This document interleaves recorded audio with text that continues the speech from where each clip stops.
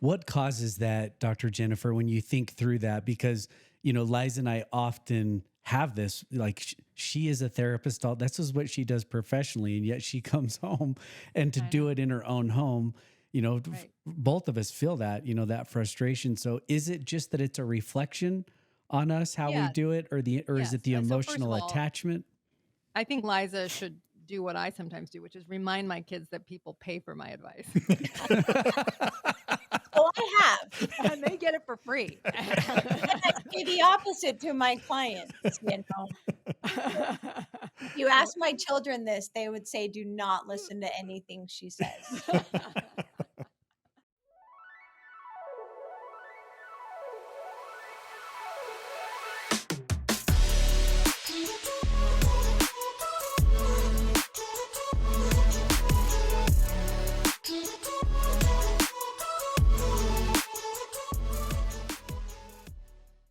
Welcome to Brainstoke. I'm Tom Telford with Preston Niederhauser. We have amazing guests with us today. We are going to have Dr. Jennifer Finlayson-Fife join us. She is an amazing clinical therapist. In my opinion, she's an influencer. There's such a following based on her expertise in the mental health space, specifically specializing in human sexuality and marriage counseling as a licensed clinical professional counselor. Welcome, Dr. Jennifer. Thanks for having me. Absolutely. To kick this off, we just want to thank our sponsors. Up front, we're so grateful for Aspire Medical and also Liza Telford, licensed marriage and family therapist, who's actually on with us today with the Aspire Counseling Network, which is one of Utah's largest networks of mental health professionals. So thank you to the Aspire companies, and we'll dive right in. So, Dr. Jennifer, we had the opportunity to hear you live last week in Moab. We actually left that conference and went to Las Vegas, where my daughter and I actually heard and saw Adele in person. And admittedly, I have to say, who was better? And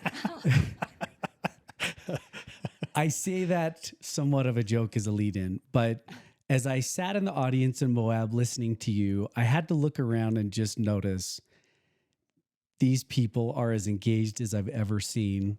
And I think it's because, one, the topic of relationships is so broad and so critical to the enjoyment of life, but two, you truly have a gift for how you deliver your expertise in the clinical knowledge of relationships.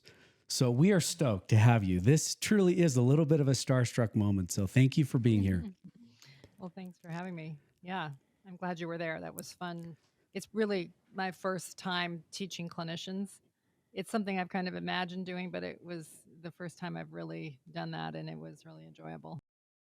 That is amazing, because when you think through just all that you do, you have a room for 2 podcasts, you hold retreats, you have, a huge following on social media. And it was cool to kind of sit there and to watch you mentor and coach other mental health professionals. And you could tell that the audience watching you they knew that it was a unique moment, because it's not often, like you said, what you necessarily do. That really leads us into our topic today, which is coaching the coaches. And when I say that, I mean you being the coach and we as wannabe coaches, as parents, trying to learn how to raise children, and more specifically today, how to coach our children into being great in relationships. And so the topic is coach the coaches. And from seeing you live and from listening and reading a lot of the information that you've put out there, we've really narrowed it down to 3 key plays. There are probably 20 that need to be in every parent's playbook, but 3 key plays, the first being self-authorship, the second being personal authority, and the third being fitting in versus belonging. So maybe to kick it off, you can share a little bit more about yourself if you'd like, but then dive into this first play, which is self-authorship. Yeah. Okay. So, gosh, there's so much to say, but I think that I started my work primarily interested in helping people around sexuality. That was the focus of my dissertation research. And I also cared very much about marriages. But as I've been in that space, helping couples over the last 20 years and thinking about this a lot, the topics you're bringing up, I have come to really understand how foundational they are in being capable of intimacy. And by intimacy, I mean being capable of knowing and loving another person and being known and loved by them. And we tend to think of those as like, well, of course, who doesn't want that? Aren't we all capable of love? Because even babies love. And that's true. But our real ability to really know and cherish a person who is different than us, that wants different things than us, meaning in an intimate partnership, takes a level of capacity that a lot of us resist growing into. And self-authorship self-authorship and personal authority are very highly connected to each other. The definition of personal authority or self-authority, it's basically the ability to internalize all the mores and rules that you've learned in the society and group you belong to, but taking those internalized rules and principles and determining who you are relative to them. What do they mean to you? How are you going to integrate and utilize those ideas for how you forge your life? And so you are basically authoring your life. You are defining your life through your own gifts, your own creativity, your own agency. But it's not to get approval of others. It's about being true to something in yourself, even though that is a creative unfolding, not a predetermined one. But it's a lot harder than we think. Self-authorship is not rebellion. It's not I'm doing what I want. Screw everybody. That's defiance of authority. Self-authorship requires the ability to be a thoughtful, reflective, personal authority in our lives.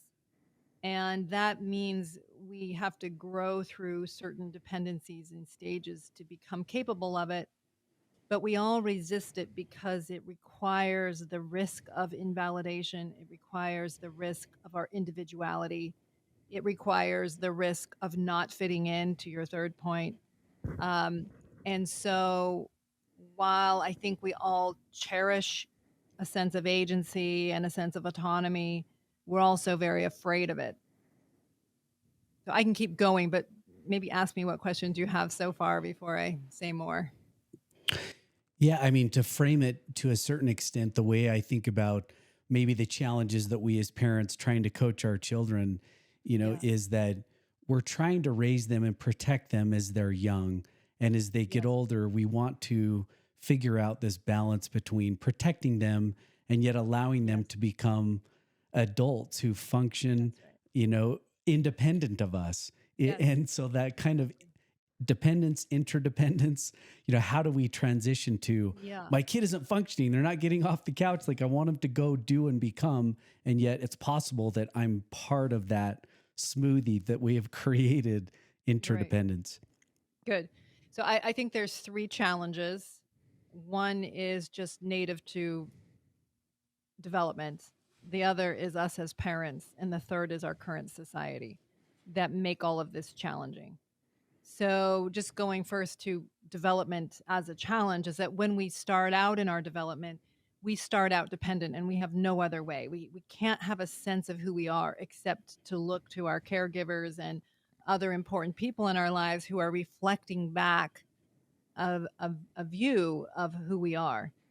And if we're parented well and loved well, we're reflected back, this sense of our inherent worth and that we're cherished and beloved and worthy. Even though we're flawed and limited in our abilities, we're still sufficient just because we exist. And when you're not parented well and you're not cherished, you can internalize this deep sense of inadequacy and struggle and just kind of this innate sense that you are insufficient because your first caregivers told you so. But even when conditions are ideal, we internalize this reflected sense of self, and we all love approval. We love validation. We love feeling like we fit in, right? Because belonging becomes an important objective in our, our kind of late childhood into towards adolescence. We want to know that we fit in. And so because we love validation and approval so much, and we're wired to want it because it keeps us safe and it keeps us belonging to a group, which matters for our survival. The problem is that it's often at the expense of our individuality. So to your third point, I know I'm jumping ahead here, but It's okay. fitting in versus belonging, this is a Brené Brown concept. I think she did some research on this, fitting in versus belonging, and found the two were inversely related to one another. But when we are preoccupied with fitting in and therefore betraying what is fundamental to who we are, we never end up feeling like we belong because we have to be someone other than who we are. And so there's these pressures that are just there, even when you've been raised well and loved well, although it's easier if you have, that it's easy to say, I want the certainty of not being rejected over being true to my honest self. So that's a developmental challenge that takes courage to grow out of, and most human beings don't ever grow out of it. They prioritize this idea of fitting in over thinking for themselves, self-determining, doing kind of what is true to their individuality. And you internalize what it means to belong to a group. You internalize the rules and the mores of your culture. But then if you move into self-authorship, then you dare to kind of know what is, to use religious language, what is the spirit of the law? What is the larger purpose here? What am I actually trying to create and do that is right for me and my situation? But again, that's hard to do just for anybody. Then parents can be a part of the problem, because as parents, our kids, and especially in our current culture, feel like they are a reflection of us. Right now, when you had 17 kids and you were on a farm, if 2 or 3 went, astray, and you could be like, well, all right, we lose them. I still got a few left. Exactly. But in our current culture, when we just have a few children, parents have come to hover much more. And because this is my child and I'm going to take them to this practice and to this thing, and they're going to be great at that. And so parents have been overly invested in their children's behavior and outcomes in an unprecedented way. And the problem, parents have always kind of had a sense of self that lives in their children. And this is where parents struggle to self-author, is they want the validation of the child being whoever they think is ideal, right? Whether that's a certain career path, whether that's they get married, whether, they believe like the parent believes. That it's very easy to exploit the dependency your child has on you and their child's desire for your validation to pressure them to do what makes you feel good. And which is different than standing up for or holding positions that are good for the child and their ultimate development. And so and we all do this to some degree, when our own sense of self gets gets entangled with our child's choices, well, then we are pressuring them not to be true to themselves and to take care of us in their decision making. As parents, how do we get out of the way? How do we let our kids make those choices, even though you want to direct them as a parent you want to guide them to what you think is right and best? Yeah. How do we stand back? Good. It's a good question. I think it's not always clear, and but you want to think about, am I pushing for this because I truly believe it's what my child needs? Or am I pushing for this because this is what I want? Right? We can really do a disservice to our children when we're pressuring them to live our unlived lives, when we're pressuring them to be the great thing we wanted, and it can be confusing because your child may also want it. It might also be good for them to be learning certain tasks, skills, abilities. But when you're overly involved, it just takes some self-awareness, and you're partner may also be able to track it in you better than you can track it in you, is that child feeling like they've got to take care of you in some way by fulfilling a goal that you set for them. So we put a lot of undue pressure Yes. if we do that. Yes, exactly. Hmm. And you can start to see it in your child's, behavior, that they're afraid to tell you what they really think or feel, or they start pushing back, they start resisting, because they feel like you're hijacking their autonomy. Now, again, that's different than I'm setting up rules that I think are good. You need to learn math, whether or not you like it. Math's going to be important for you being successful in your life. Setting up expectations that help your child build confidence in their capacity to handle the world. That's different than I have predetermined what your self-authorship should look like. Yeah. And that's getting in the way because of our neediness. And a lot of times you can't see it. I know in my own life, I haven't been able to see it at times until my child was reacting to me or saying, I don't like this, Mom. And being willing to look honestly at yourself to see what would it be like to be my child and what could I track about my motivations that, we're not good at seeing ourselves. We can go blind to ourselves, but seeing ourselves through our child's eyes or a partner's eyes can give us a different view and give us more clarity about what we're doing. Go back to the third piece that you said, culture. Oh yeah, culture. So I think we're in a society, and it's similar because parents have fewer children now, and it used to be when I was growing up in the good old days. Old days. We just roam around the neighborhood, go to other houses, sometimes eat lunch at someone else's house. I mean, there was just a lot more autonomy that was baked into society and was just considered normal. I think it was in the 90s, there was a lot of fear around kidnapping and, sexual perpetration and so on, which is good, obviously, for parents to be aware of.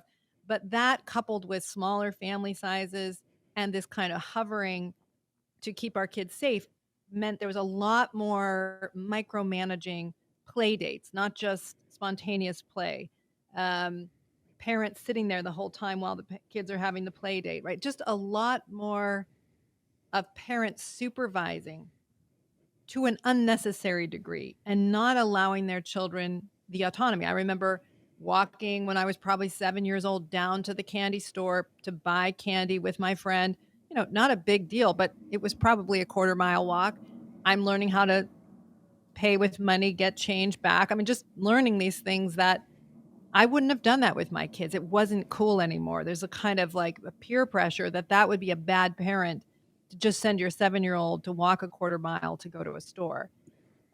So it's a strange world in which our kids are being kind of basically all kinds of oversight right up until about the time that they start having sexual intercourse for the first time in society. There's like very little of this space in between.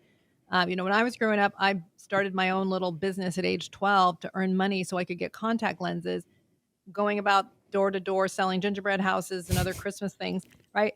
That's just good because I was developing confidence in my ability to handle the world and handle myself. I feel like my own kids, I just didn't give them that kind of autonomy, but I wasn't alone. That was very much what was happening in their friends' houses and with their friends' parents. It's like actually considered bad parenting these days to give too much autonomy. And then a third idea is just we're very preoccupied with psychological safety. And,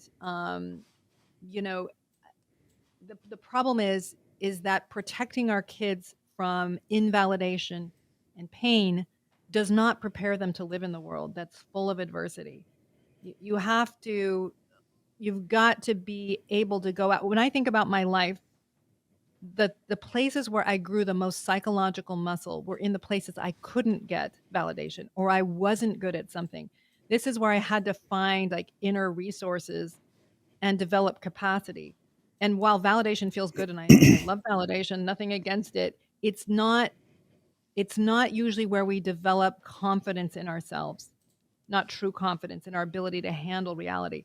And so the societal view of kind of protecting our kids from bad feelings makes them very feeble and more prone to anxiety and depression, which we're seeing in, college counseling centers all over the place and in high schools as well. Dr. Jennifer, one of the statements that you made in some of your materials, and I also heard during one of your podcasts, I just love this, but you said agency is making choices among our sucky options. Yes. And I love that because we tend to think good or bad versus this spectrum of choices and all of the bad that comes with that. And to a certain extent, that's when I look back on my own development as an adult, that's when I started to realize I am subject to my own decisions and all of the suckiness that goes along with that, Yeah. I mean, I Yeah. was accountable then for my decision making versus today. I think in a lot of ways, parents think, well, if they make a bad choice, I'm going to be accountable, or how's that going to Right. reflect on me? So, is that what you're saying in terms Yes. of building that grittiness of being accountable for your own choices? Yeah. So that's exactly, that's just part of it, is like that when your child makes a choice that then has some consequence for their grades or their friendships or something, is you can love them in that. You can care about what they're going through, of course, but that's different than rushing in to take away the pain or to take away the consequence, because that's the muscle you need to live life well and, to make wise decisions. Obviously some choices, there's a very clear upside to one and a clear downside to another, and we don't think about those choices. We just do the one with the clear upside. But so many of life choices are really, we want the fantasy that there is a right way or a way that's going to keep us from having any pain, and that's seldom true. But learning, and this is very key to self-authorship and why many of us resist it, we don't want the vulnerability of having to make consequential choices with limited information, which is what most of life is. We want someone to blame, someone to rush in and take care of us around it. And that's just not how adulthood goes. We have to live in the consequences of our choices, even if it's the refusal to make a choice. And the sooner we understand that those are the baked in rules, the better we get at tolerating that and the better we do at navigating it. Preston and I were joking before, as speaking of religious context, we were joking, you know, Satan's plan is awesome. Yeah, I know. To a certain extent, it's like, we were joking, Preston, you got to share your story, but we were that's at times that is attractive to just maintain control, Right. Especially when it comes to our kids. I mean, I'm all for Satan's plan. At least until their prefrontal cortex is Exactly. solid. How do we help these kids know that they matter even when we might be at odds with our kids? And I know that's a kind of a vague question, but I envision some disagreements in a home, maybe my home, and there's some frustration, but I still want my son or daughter to know that whatever decision they make, I still love them. Yeah. They still matter regardless of the choices or the Yeah. outcomes of those choices. Yeah, well, it's really just how we live in our hearts. I mean, it goes back to this idea, like when our sense of self is hooked to our children, we're going to have a hard time loving them when they're disappointing us. We're going to feel ashamed of them or of ourselves. We're going to feel anger, contempt, if they're not doing what makes us feel good, or like a good parent, and they're going to feel that conditionality. And you could say you love them unconditionally 4 million times, but if you don't actually feel the ability to separate their decisions from your love from them, they're going to get infected with that understanding. They'll be able to map it about you. I mean, the goal in the parable of the prodigal son is like the father that cherishes that child, even if the child has made decisions the father thinks are unwise, that when the child, is coming to himself and getting stronger, that there's unambivalent love. I mean, what it suggests is the love was there even when the child was disappointing. And so that requires differentiation, to use one of my words, of the parent to say, you aren't responsible for making me feel good, right? I love you and I hope for you to make good choices because they will have consequences for you. And so, but I love you and care about you and feel clear about my responsibility to you, even if that path is an uncertain one or that it's a one in which you're making choices that cause you pain. But I'm not going to make it about me. I mean, I find I love my children much better when I think of them as someone else's children. And I know that sounds silly, but if I'm like, just talk to them like there's somebody else's 18-year-old, Yeah. well, I'd be like, what a fantastic kid. Like, really, really. That's 100% true. You can see all their strengths and you see all the good and you see they're struggling with something. But if I'm thinking about them as my child, I tend to get overly anxious about the thing they're struggling with, in a way that's not helpful Yeah. because I'm getting dysregulated by their dysregulation. Yeah. What causes that, Dr. Jennifer, when you think through that? Because, Liza and I often have this, like she is a therapist. This is what she does professionally. And yet she comes home and to I do know. it in her own home, Right. both of us feel that, that frustration. So is it just that it's a reflection on us, how we Yeah. do it, or is Yes. it the So first of emotional all, attachment? I think Liza should do what I sometimes do, which is remind my kids that people pay for my advice. Oh, I have. And they get it for free. And I say the opposite to my clients, If you ask my children this, they would say, do not listen to anything she says. It's true. Yeah, but it's absolutely because it's just closer to our sense of self. Well, and because we just feel a responsibility from the day that baby is born. You feel a crazy amount of responsibility for their well-being. I mean, like panic about, them being okay, and did you put them on their stomach when you put them on in the crib? I mean, you're hardwired to be obsessed with their well-being. And I think that part of parenting well is growing out of the role, in a sense. When you've done it well, you've grown out of the role of being the one who's kind of holding all the guardrails.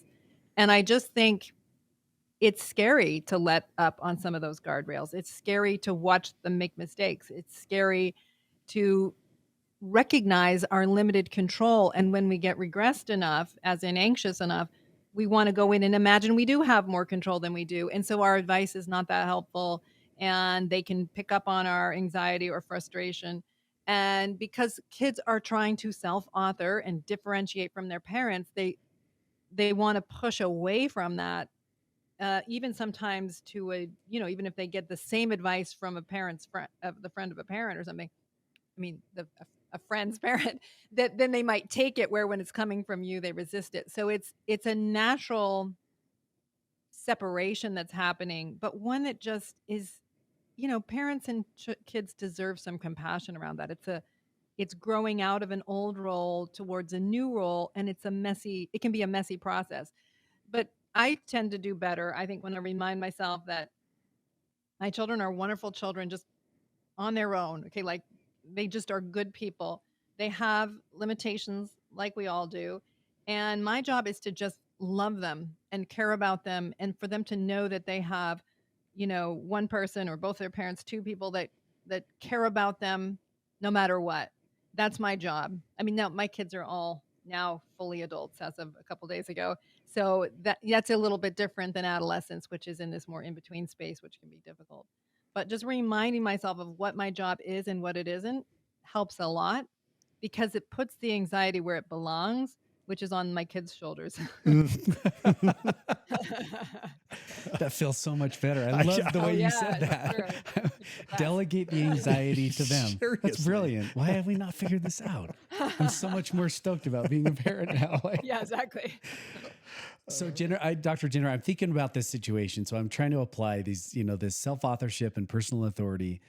Let's apply it to a situation. So a child who wants to add TikTok to their phone, right? It's an app they haven't been allowed, and now they want it. And there's this argument that kind of ensues about, should we allow TikTok as an app on a phone type of a thing? Yep. if you don't mind, apply some of the principles and do some Sure. coaching in that type of a situational. And how old is the kid? Just to give some. Let's say 15, a middle teen. Yeah, it's a tricky question. I mean, um, the way I would think about it, and believe me, I don't feel like I've got these questions all worked out, because these were so many of the same questions, we were grappling with, which is how much autonomy to give, and how much autonomy, especially when it's something that you don't control the content of, right? So you're kind of giving your kids a portal into a whole world. It used to be, can I go to the mall? Okay, you at least kind of know what's at the mall, more or Right. less. Okay. But now it's like, can I have access to this online world that, as a parent, you have very limited understanding of what they're able to access. At the same time, you want your kids to be able to navigate an online world, because that's the world we currently live in.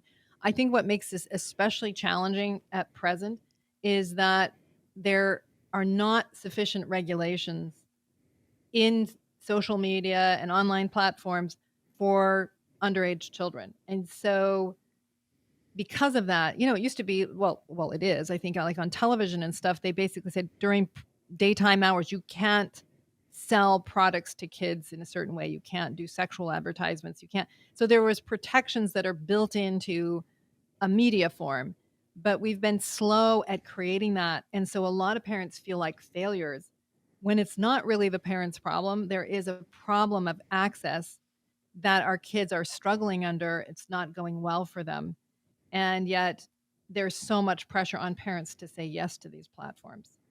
So, I mean, I first of all just think parents have to be kind of compassionate towards themselves around the fact that we've stumbled into this whole world of access that grown-ups are struggling with, not to mention children, and figuring out how to parent around that is no small task. My general sense is that the biggest burden should be around regulation, like in the larger sense, because parents don't have the time and ability. The second thing is that given that there isn't, at what point can I, basically what the goal is how do I give my kids some autonomy that, if they're able to use it well, can have more autonomy, right? Or if they're not able to get their homework done, or they're using their phone in the middle of the night or whatever, then their autonomy should be constricted, ideally. So then I think the question is like, well, TikTok, what do I think is the risk of that, adding that particular app? Is there a risk? And is there some way to set up expectations? Right? We, with our kids, had like a contract around the phone is a privilege. These things are a privilege. Dad and I can ask to look at it at any time, because you're being given access to a privilege, right? And we'll look at it with you there or whatever, but we just need to be aware of what's going on to be able to be good parents to you. And so they understood this was not an entitlement, but something that was granted to them to the degree that they were using it responsibly, but also to look out for any online bullying and that kind of thing, just to be aware of what kinds of interactions your kids were having with other people online. And so we would just check in periodically with their phones and just see how things were going. Did you get pushback where they said, "But Mom, you don't trust me"? I didn't ever really get that, but I think that's because we set it up in the beginning as that. That's just how it will go. And in a few situations, it was actually very positive. Like, I think, in one situation, I'll keep the gender neutral just to keep the privacy, but, they were a little resistant, but also relieved, because I became aware of some bullying that was happening towards my child. But I also was able to see how my child was handling it, which was very good information. How friends also stepped in and defended and kind of put the bullying person in their place.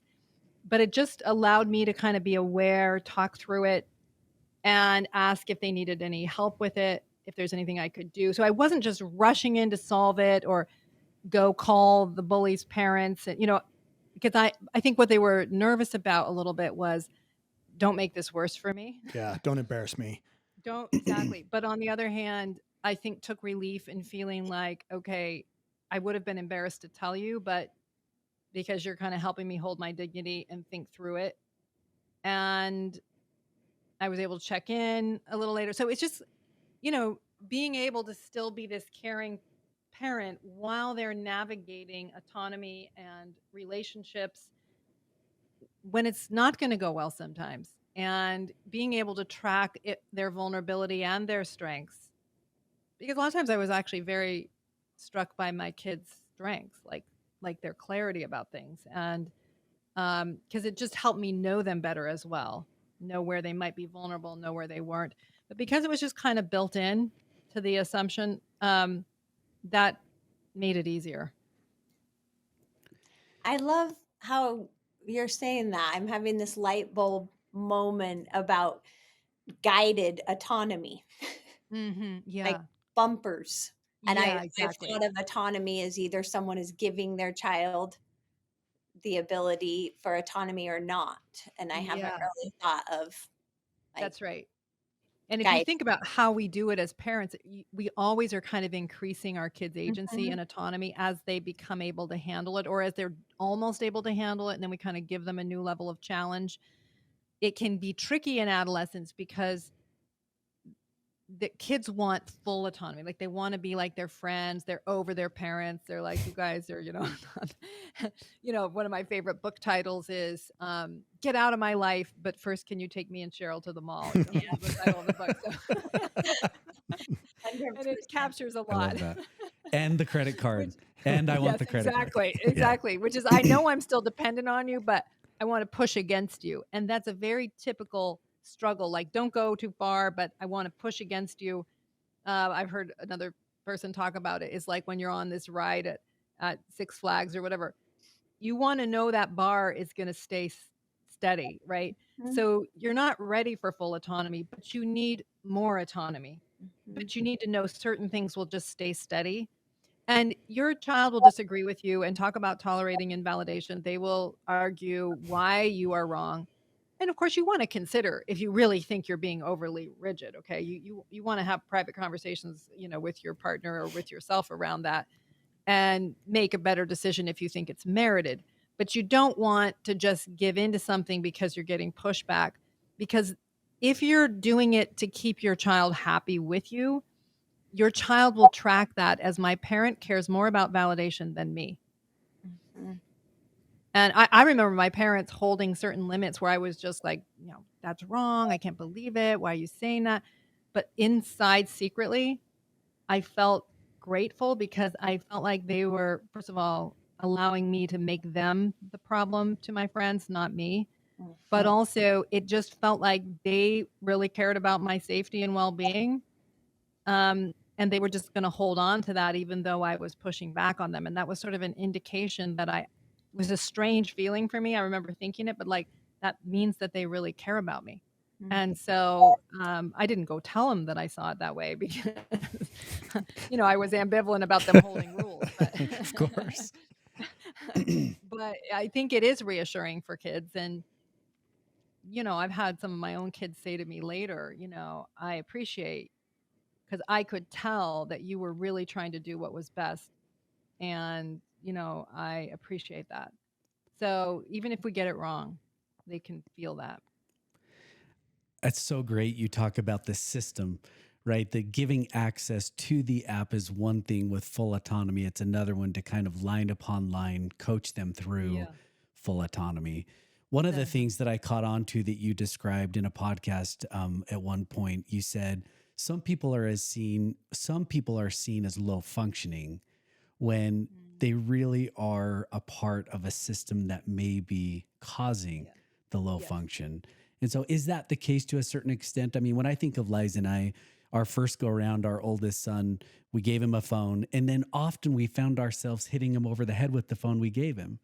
Right. Like, we gave you the phone and why aren't you getting it right? And it's like, Yes. well, because he never learned how Yes. to get it right. It really was just a black or white, all perfect Yes. or all dysfunction type of a thing. Yes, exactly. So the question is, are we setting our kids up for success? On the other hand, I have a child with special needs, my oldest, and, I was producing lower functioning in him out of my over parenting. So I remember, he had to catch a bus on his own to go to a different campus. He had been at a school for special needs kids, and now he was going to the regular high school, which was a big step for him. And he was catching this bus. And so we would get up and make sure he was up and make sure he had what he needed. And we were just like, walking him to the bus stop, all that stuff when he was a freshman. Well, not every morning, but we did it at first. Then one morning, my husband and I just completely sleep in, and we panicked, wake up. He'd gone. He'd already gotten his lunch, and he'd called home and wanted to let us know that the dog was in the yard but hadn't been brought back into the house. So like completely responsible. Awesome. And here I was like, oh my gosh, like we are doing way more than he needs us to do.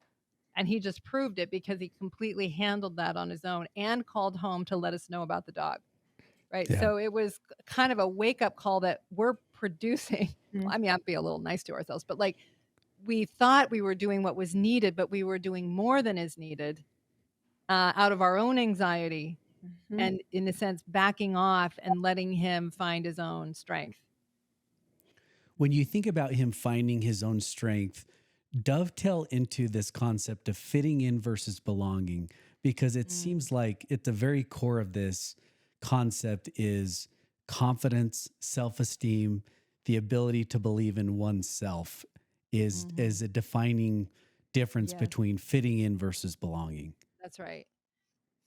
Yeah. So, I mean, I think when we let our kids struggle, not because we don't care and can't be bothered to be involved, but because we believe in them, we're telegraphing a really important idea that even when they're out struggling, right, and they're trying to figure out where that bus is and they forgot their code or whatever is going on, right, that they have this idea of I am able, someone knows and believes in me. And even though this is difficult, I can figure this out. They're like borrowing a view of themselves that you have. And I think that the more you know this in your own life, the more you can believe in it in your child's life. Right. So there's times where I feel protective when one of my kids is struggling with a peer or something's going wrong. And I just have to remind myself, like, this is exactly where I figured out how to have more confidence in myself and not have to rush for validation around me. So let them have their struggle. This belongs to them. This is part of their dignity. And so just to care about them in the struggle, but to let them have it to sort out who they're going to be around that. And, you can say, like, I found in my own life this helped. You can give input, but you really aren't getting unclear about whose job it is, whose problem it belongs to. And that builds self-confidence, the ability to say, I don't need to apologize for who I am. I don't just have to do what makes people comfortable with me. I can belong to my own dignity, and I will be loved. When you come out of a family where you feel like you're only loved conditionally, you get validation when you're doing what others want, you're going to have a strong intuitive sense that fitting in is going to be the only way to have people think good things about you. Where when you're loved for just the core of who you are, you have more confidence that I can actually belong, right? That I can be loved and chosen for who I am, not because I reinforce someone else. And so it sets our kids up for what kind of a relationship, what kind of an intimate relationship to expect. I'm a little mind blown right now, even hearing you say it. And I've heard you describe these before, but one of the things that you have said several podcasts on this concept of fitting in versus belonging is if we betray ourselves to fit in, we will never belong. Right. And as I look back on my own life, I mean, I'm now midlife, mid 40s, and there is some key decisions that I think that I made late teens, early 20s where it wasn't a decision that I made in a position of strength. I did it to fit in. And at the time it was a good decision. There were positives that came from it, but now later on in life, 20 years later, around that decision, I still harbor feelings of resentment. Yes, And is yes. that the byproduct we're talking about? Yes, That it is a byproduct. Yep. So first of all, it's not unusual at age 18 to still be preoccupied with fitting in. Like self-authorship begins kind of, if everything's going well, around, age 17, 18. Because we're still very much, we're maybe looking to peers more than parents, but we're still very much trying to figure out who I am, who am I, and am I acceptable to others? To begin to lean on the question of what do I desire and what do I want to create in my life is just beginning at that stage. And so we're very malleable. Like we can be pressured and pushed by parents or other important people in our lives to do what they say will make you legitimate. And all societies do this, all cultures do this, depends on which groups you belong to, but you're going to be very vulnerable to fulfilling what other people tell you will make you sufficient. And we can all feel resentment about that to some degree because, well, especially if it was more in the service of someone else's interests, not really yours, right? That can create feelings of anger because you feel like I got hijacked around my need for approval to fulfill other people's values. And so that can feel difficult, even though we may not have yet been in a position to really choose differently at that point because we didn't yet know our own minds enough to choose our own path. And that's a process, and it's not a clean process. It's often borrowing what other people say and then figuring out, okay, basically when you're in that adolescent phase, it's like you believe like your group believes, whatever those mores are, whatever group you belong to. As you start to self-author, if you do, because most of the population never does, then it goes from, who do you want me to be to who do I want me to be, right? What do you want me to believe to what do I believe? And again, it's not rebellious, but it's a self-honesty process, and you're figuring out who am I in all of this. But again, it means risking disapproval, risking not fitting in. And it's scary. I know in my own life, I had to kind of, if I was going to be honest with myself, it meant claiming things or not claiming things people thought I should. And I like to be liked and I love validation and so on. And I was afraid of giving that up to live more honestly. But it helped me to believe in a God who valued my honesty over my compliance. And so that helped me to start getting clear about my own mind, while holding on to things in my group and community that mattered to me and I knew were strengths, while letting go of things that I thought were not sufficiently, that I didn't believe sufficiently to really claim as my own. Do you have a process or steps that help people get beyond the resentment that they feel with regards to that? Well, I don't know if I have steps. I do have thoughts about it. I mean, one is that, so here's my first thought, is that it's okay to have anger about things like that. It's just okay if you feel like, I had a client who just felt like he'd basically done what his mom wanted him to do for a career, married the woman his mom wanted him to marry, basically had just kind of done everything. And now he's sort of in this life that was never his, never chosen it. And there was enormous pressure.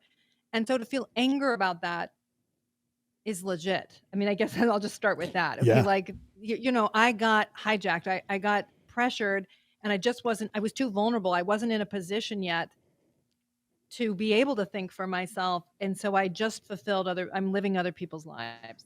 And that is upsetting to me because I'm now ensconced in that life.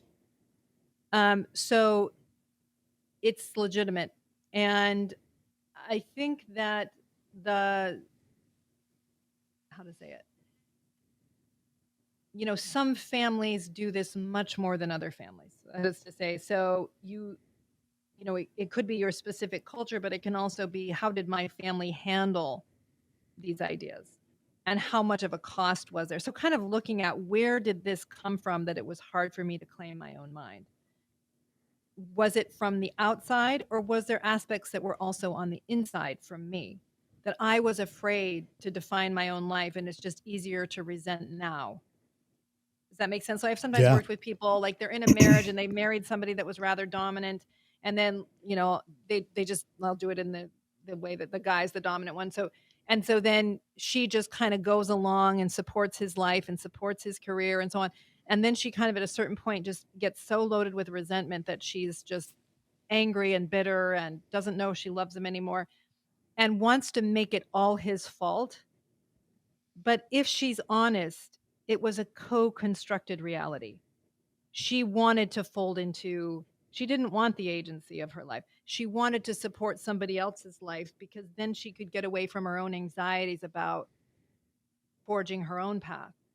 And so while it was a place to hide, right, and maybe the husband took advantage of that anxiety in her, she also was complicit in creating a reality in which she didn't take risks.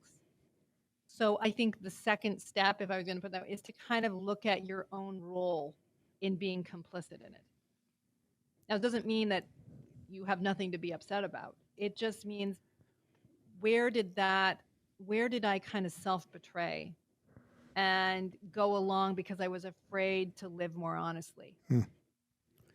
So, Dr. Jennifer, to build on that example, if we were to kind of go back and say, so this may be a teen, to use your example, a teen girl who was raised in a household, very little self-authorship, not allowed to have a lot of personal authority, mostly controlled, the way in the way that the parents were interacting with her.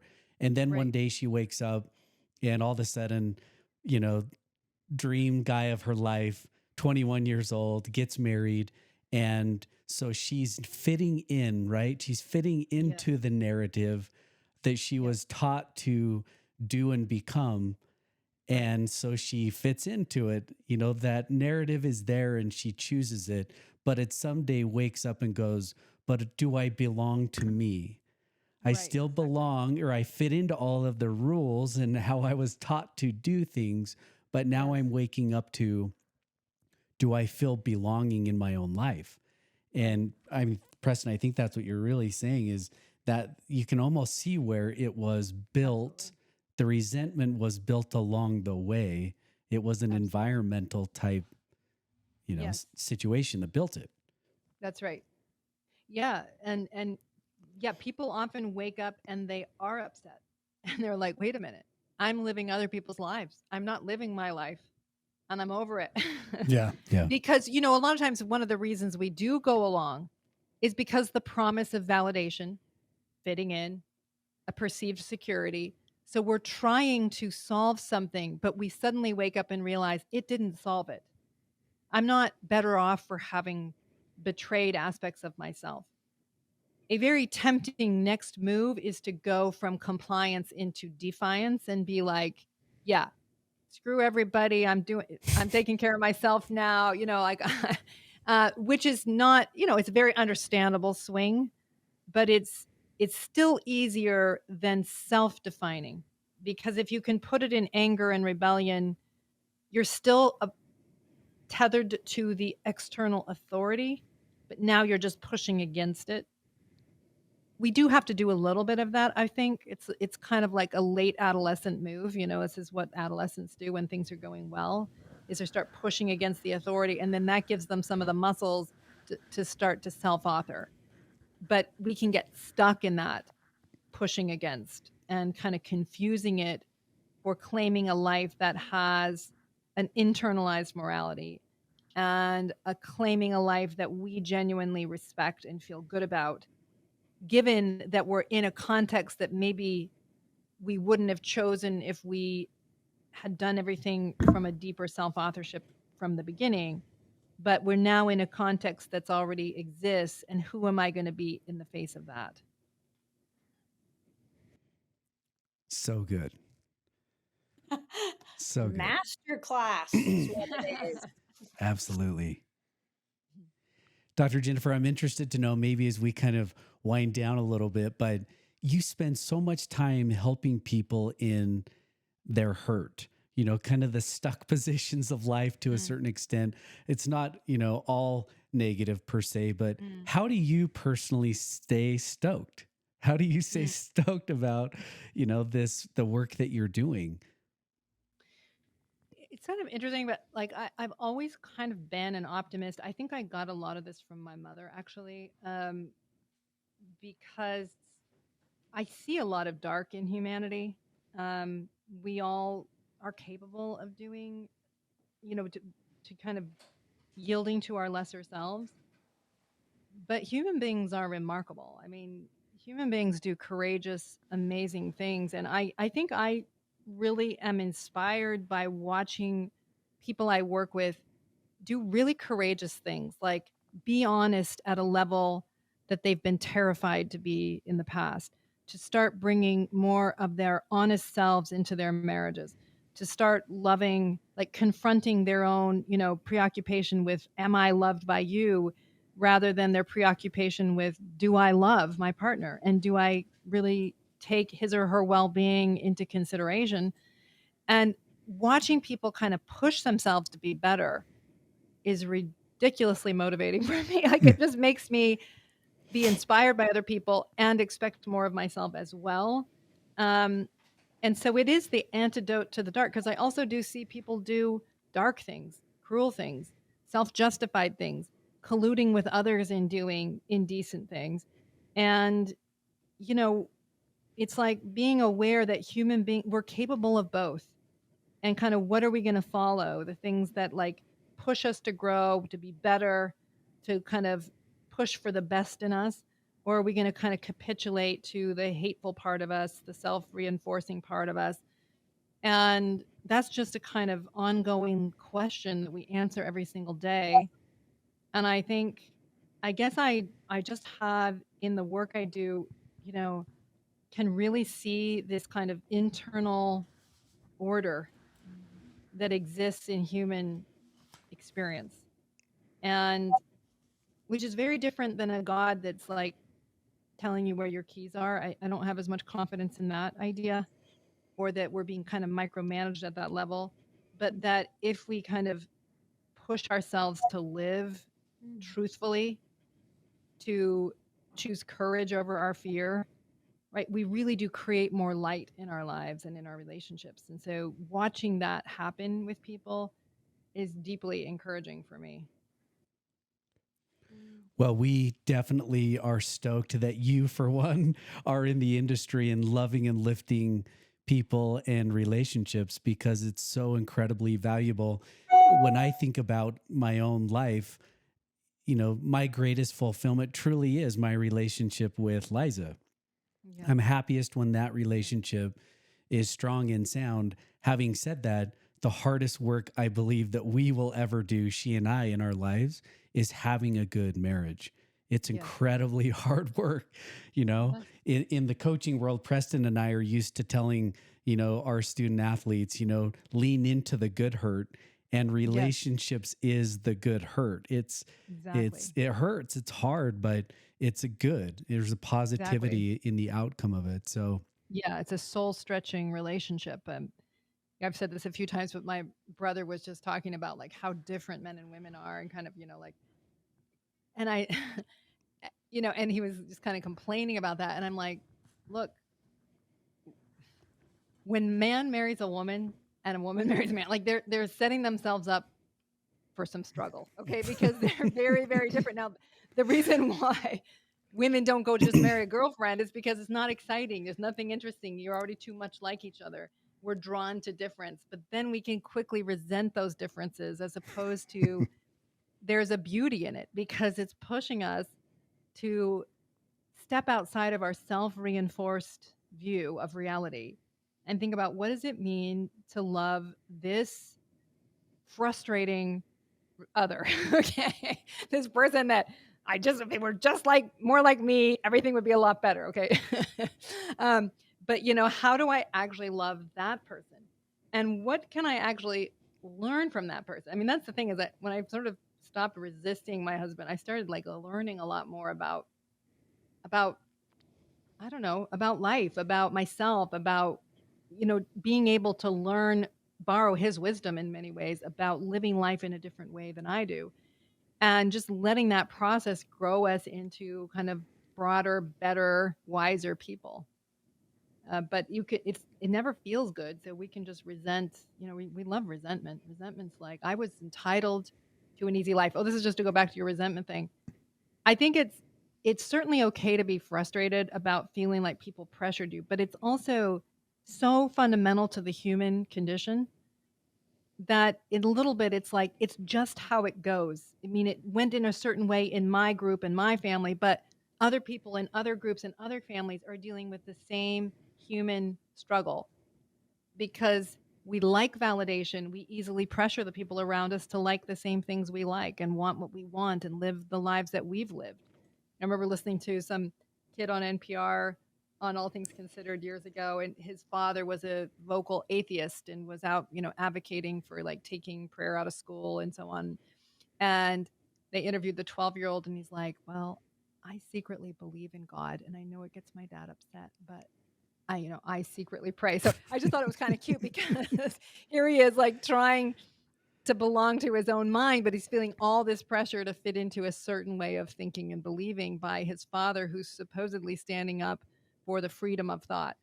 So it's just, we do it as human beings. And the more we can kind of recognize how limited the world is that we live in, that maybe we get better at forgiving it a little bit for being what it is.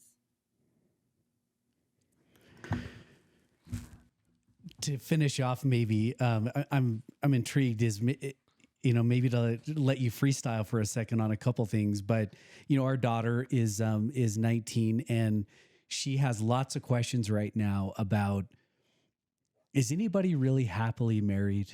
She sees it a lot around her, just the recognition of that. She sees it on social media, TV, whatever.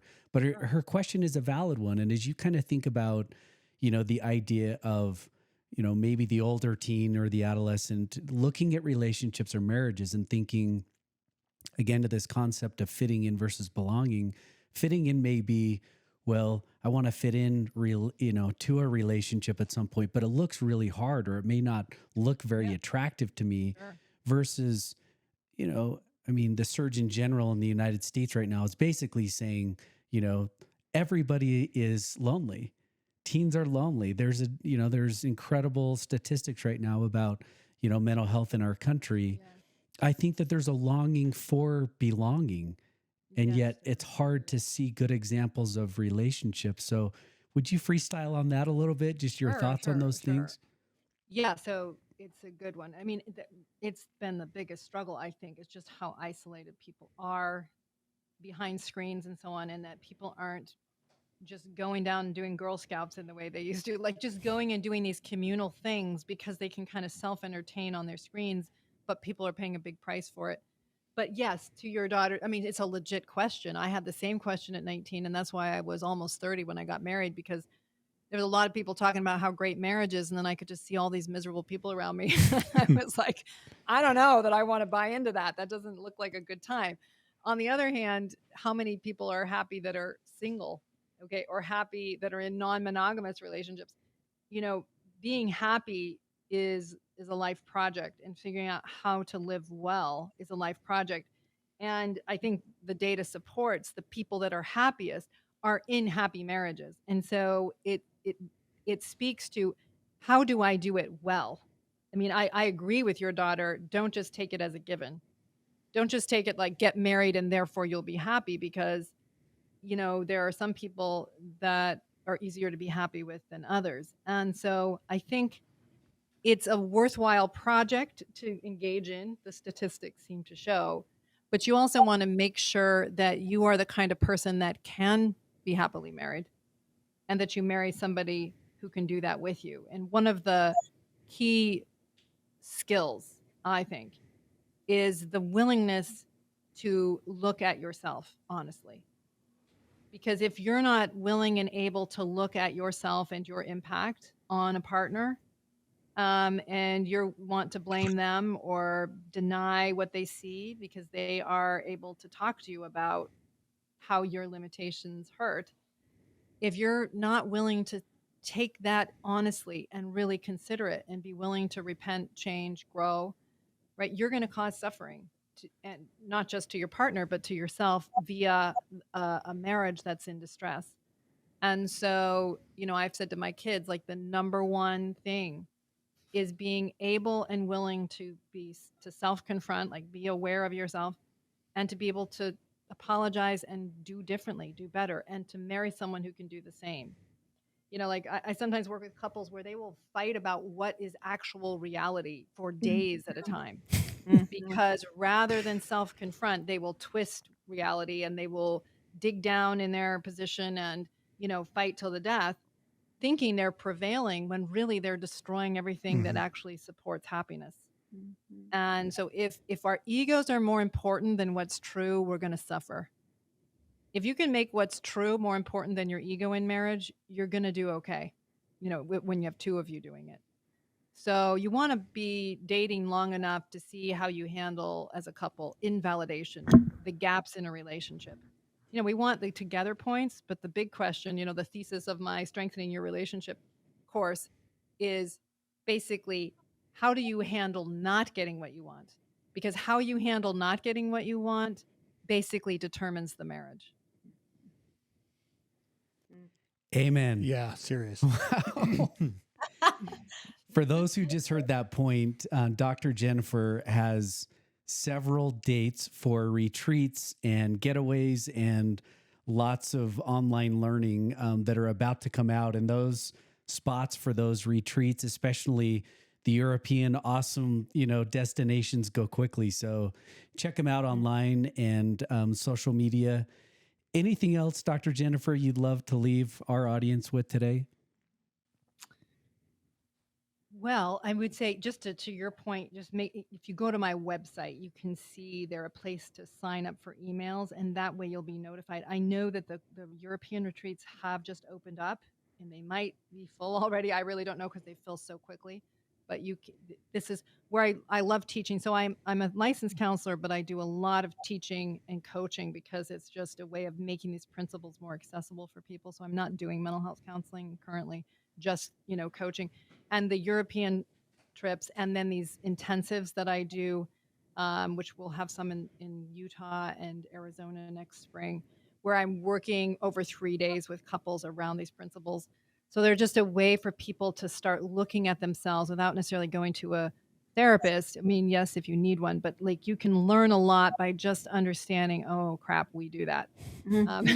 And being able to see things that you couldn't see otherwise. The other thing that I think could be helpful for people is if, you found the ideas that I'm talking about helpful. I have a podcast called Room for Two, where I'm working with couples around their marital challenges. And the couples are anonymous and their voices are distorted and so on. But you get to hear pretty normal marital challenges and how I'm helping each person in the couple to kind of wake up to themselves and to see their role in what is causing the suffering. And lots of good people are trying so hard, but they can't see what they're doing. And so to be able to see it is a huge gift, because now they have just increased their agency because they now have the option to do something better.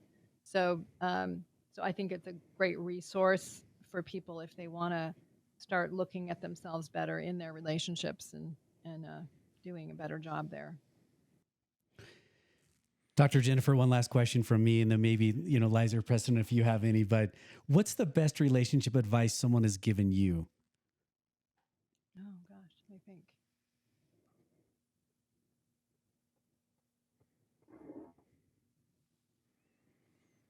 Wow, I've got like two in my head, but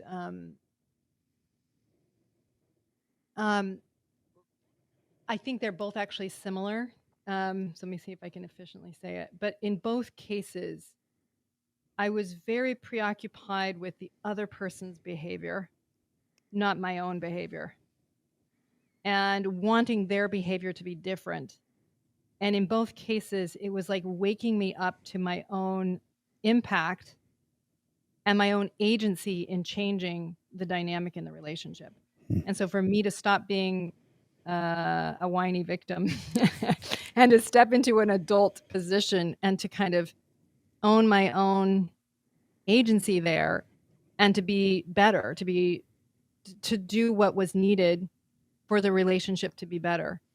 And I think what was so powerful for me about that in both situations was that as I did step into a more grown-up position, like the relationships got, like, how to say it, like it never really was the other person that much. It was really me. And I mean, maybe it was a little bit the other person, but it's like as I just sort of stepped into loving the other person, reaching out, being kinder, like everything changed in the dynamic and especially in how I felt about myself. So I think what was really powerful for me was like I didn't like who I was being, but I was making it the other person's problem rather than being who I would like. Not only made the relationship go better, but I just liked the other person better because I liked who I was better in that dynamic. Through all of your schooling, your education, all of the classes or seminars you participated in, what topic is your favorite? Sex. No, I'm just kidding. He's not kidding. He's 100% not kidding. Yeah. So what's my favorite topic and all those things?